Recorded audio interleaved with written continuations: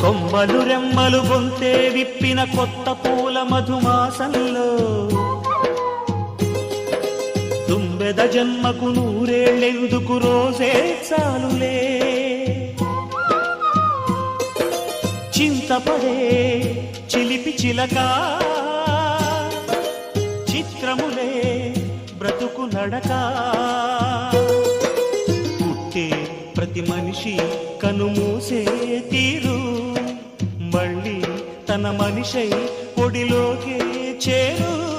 మమతానురాగ స్వాగతాలు పాడ నవ్వవే నవమల్లిక ఆశలే అందాలుగా